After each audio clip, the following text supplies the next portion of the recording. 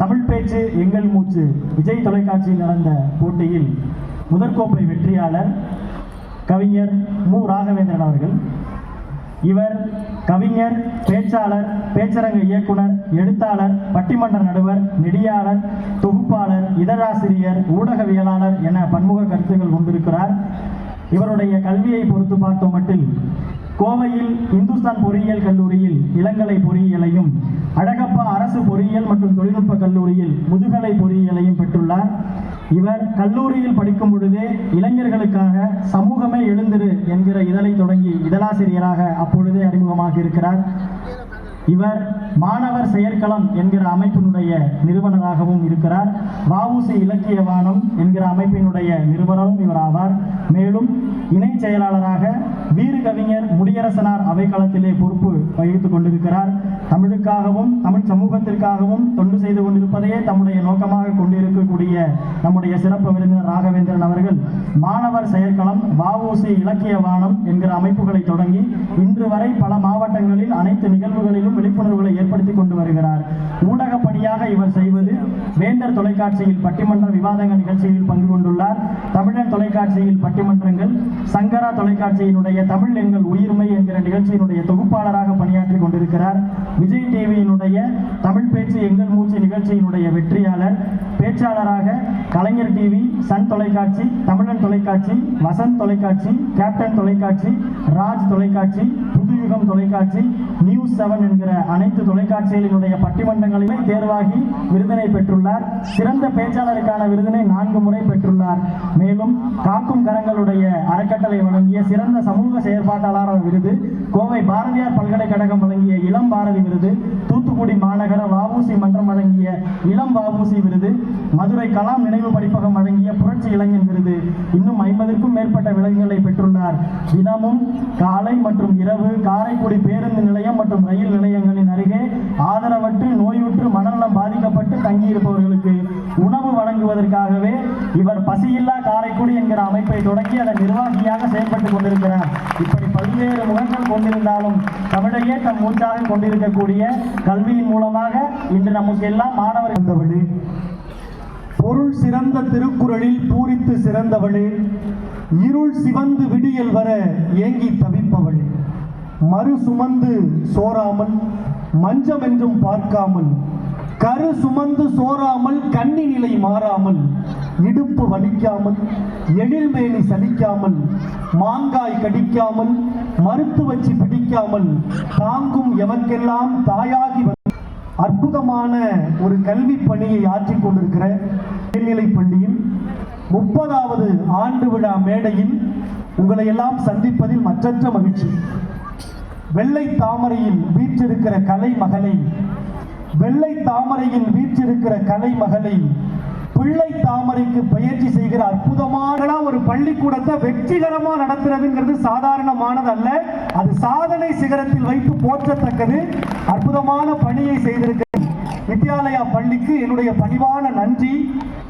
எனக்கு இணைப்பு பாடமா இந்த நிகழ்ச்சியில நான் கலந்துக்கணும் அப்படிங்கிறதுக்கு என்கிட்ட ஒரு மாதத்துக்கு முன்னாடியே பேசி தேடி வாங்கி இந்த நிகழ்ச்சியில நான் இப்ப பேசுற வரைக்கும், தம்பி நீங்க நல்லா பேசிடணும், பேசுறானே இந்த தம்பிக்காக ஒரு கைத்தட்டு தட்டோன்னு ஒரு உற்சாகமான கைத்தட்டு. இப்பதான் ஒரு நிகழ்ச்சியில இருக்கிற மாதிரியான உணர்வே வருது. 10 பக்கத்துல பள்ளியினுடைய சாதனை பட்டியலை வாசிக்கிறாங்க, ஒரு பய கைத்தட்டலை. அவங்க பய பேர் வரும்போது மட்டும் 10 பேரா எல்லாம் நம்ம வீட்டு பிள்ளைங்க. நான் கண்ணன் சார் வெறுமனே பரிசு கொடுத்து அனுப்பிச்சிருவாருன்னு நினைச்சேன்.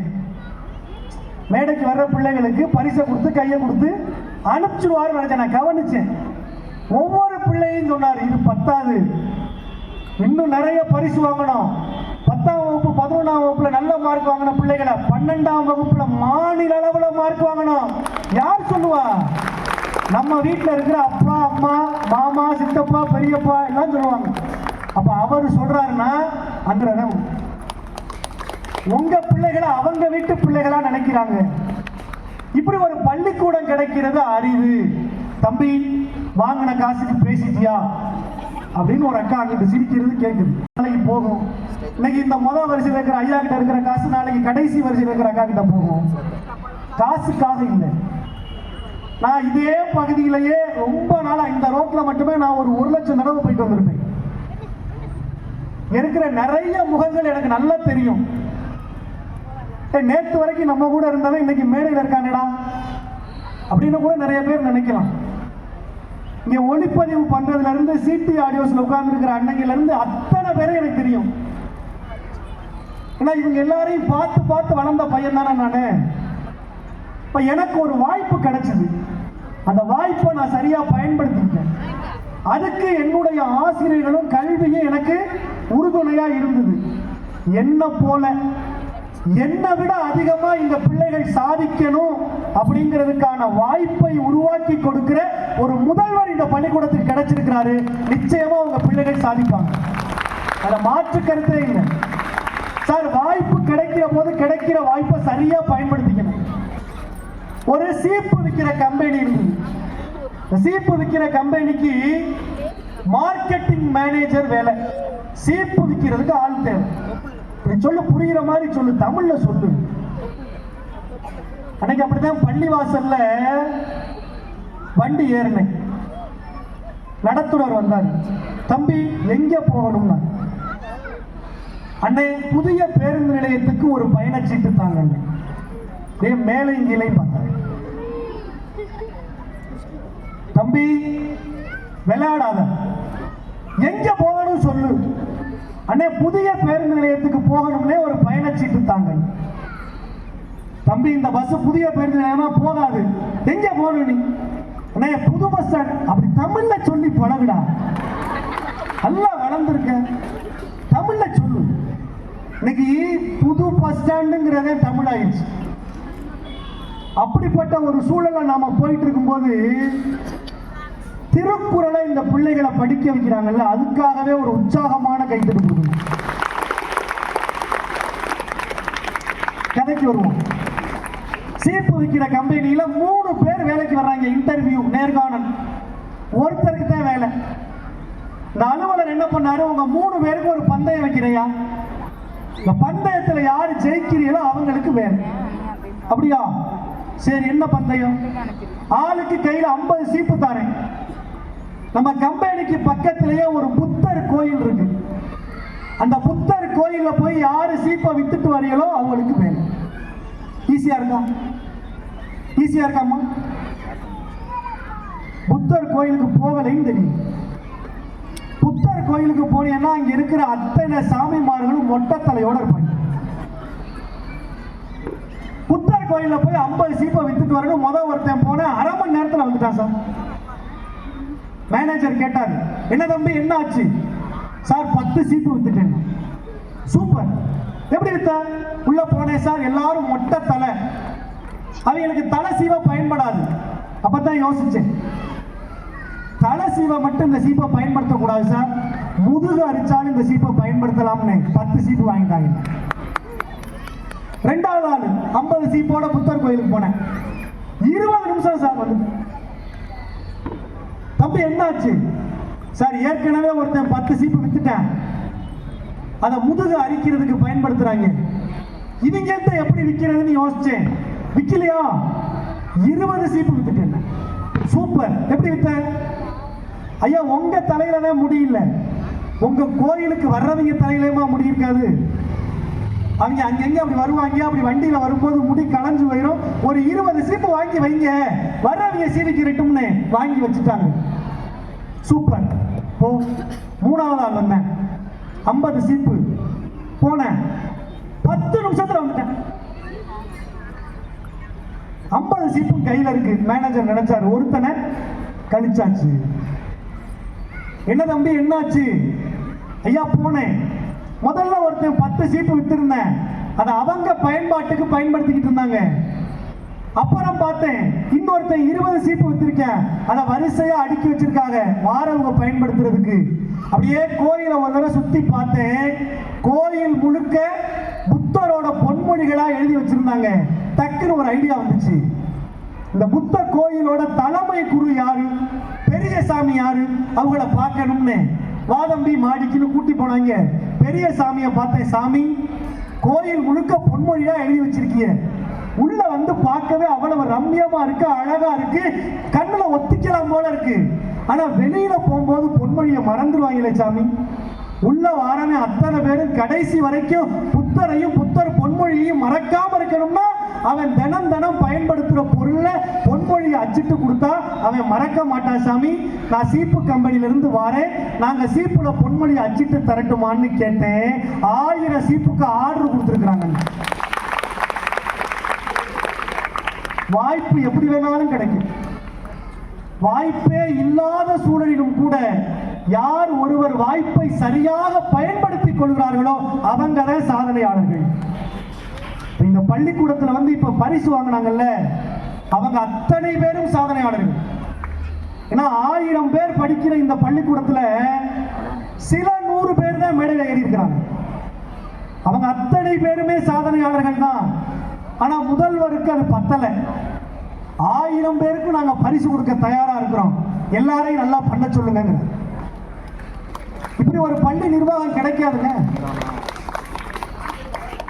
நான் முத என் பள்ளிக்கூடத்துல இருந்து வெளியில ஒரு இடத்துல பேச போனேன் அப்படின்னா இது கலைவாணி ஸ்கூல். இங்க நடந்த போட்டியில தான் நான் முத பேச வந்தேன். அந்த போட்டியில நான் ஜெயிக்கல. நான் அது பெருசு இல்லை.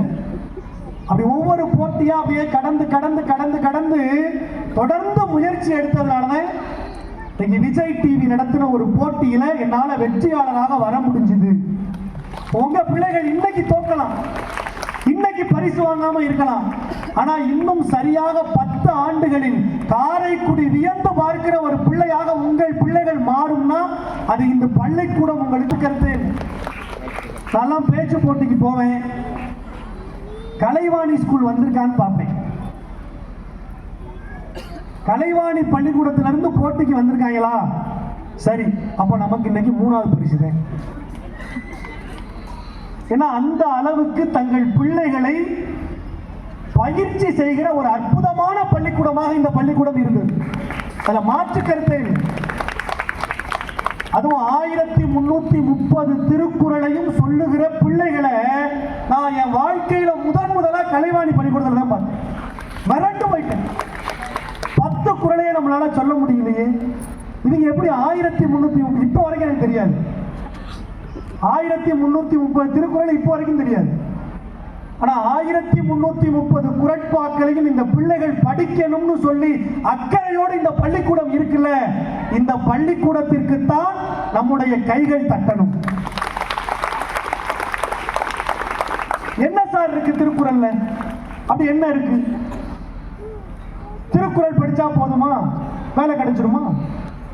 திருக்குறள் படிச்சா போதுமா பெரிய ஆபீசர் ஆயிடலாமா? திருக்குறள் படிச்சா டாக்டர் ஆகலாமா சார்? அவர் அப்பா கேட்கிறார் கடைசியில் இருந்து. திருக்குறள் என்ன சார் இருக்கு? எல்லாருக்கும் தெரிஞ்சதுதான். கற்க கசடர கற்பவை கற்றபின். எல்லாருக்கும் தெரியுது. பரவாயில்ல, எல்லாரும் படிச்சிருக்கீங்க. அன்னைக்கு ஒரு ஊர்ல போய் செல்வத்துள் செல்வம்னு ஒரு அம்மா எந்திரிச்சு திருமதி செல்வம் அந்த நாடகம் ரிப்பீட் போடுறாங்கம்மா, உங்க ஆர்வத்தை அடக்குங்கன்னு சொல்லி உட்கார வச்சு எல்லாருக்கும் தெரியுது. இந்த கற்க கசடரங்கிற திருக்குறளை நல்லா உத்து பார்த்தீங்கன்னா எந்த எழுத்துக்கு பக்கத்திலையும் துணைக்காலே இருக்காது. ஏன் வள்ளுவரை துணைக்கால் போடல அப்படின்னு வள்ளுவர் வீட்டில் போய் கேட்டான் ஒருத்தன். நம்ம பையன்களுக்கு என்ன சந்தேகம்னாலும் நேரம் அவர் வீட்டுக்கே போயிடுவான். வள்ளுவர் வீட்டு காலிங் பெல் அமுக்குறான். வள்ளுவர் வெளியில வந்தாரு, யோ திருக்குறள் எழுதுன இந்த குறள்ல மட்டும் எதுக்கு நீ துணைக்காலே போடல? உடனே வள்ளுவர் சொன்னாரு, எவன் ஒருவன் தன்னுடைய ஒரு பிறவியில் சரியான இடத்தில் சரியான கல்வியை வாங்கிக் கொள்கிறானோ அவன் தன் 7 பிறவிக்கும் யாருடைய துணைக்காலும் இல்லாமல் தன் சொந்த காலில் நிற்க முடியும்.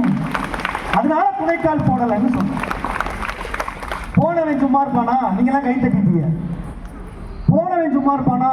அவன் சொன்னா, நான் படிக்கல. நீ குறள் முழுக்க படி படி படி படின்னு சொல்லியிருக்கிய, நான் படிக்கவே இல்லையா? அப்ப எங்களை மாதிரி ஆட்களுக்கு நீ என்ன சொல்லல? உடனே வள்ளுவர் சொன்னாரு, நம்ம கேட்கிறோம்ல திருக்குறள் படிச்சா என்ன கிடைக்கும்னு. வள்ளுவர் சொல்றாரு, யோ நீ கேட்கிற கேள்விக்கான பதிலும் திருக்குறள்ல இருக்கியா? அப்படியா? திருக்குறள்ல இருக்கா? ஆமா. நான் படிக்கலைன்னா பரவாயில்லையா? படிக்காதவங்களுக்காக ஒரு குறள் எழுதியிருக்கேன். என்ன குறள்?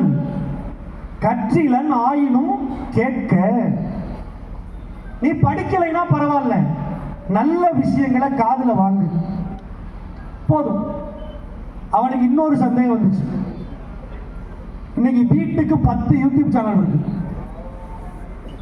ஆளுக்கு கையில ஒரு போனை வச்சுக்கிட்டு ஏதாவது ஒன்ன பேசி பேசி யூடியூப்ல போடுறேன். உடனே இவன் போனவன் சந்தேகம் கேட்க போனவன் கேட்டேன், இன்னைக்கு 4 பக்கத்துல இருந்தும் பேசுறாங்க ஐயா, நான் எதை கேட்கிறது? உடனே வள்ளுவர் சொன்னாரு, அதுக்கும் பதில் திருக்குறள்ல இருக்கு. அப்படியா? என்ன பதில்? எல்லாத்தையும் கேட்காத, எல்லாத்திலையும் எது நல்லதோ அதை மட்டும் கேளு, எனைத்தானும் நல்லவை கேட்க. எது நல்லதோ அதை மட்டும் கேளு.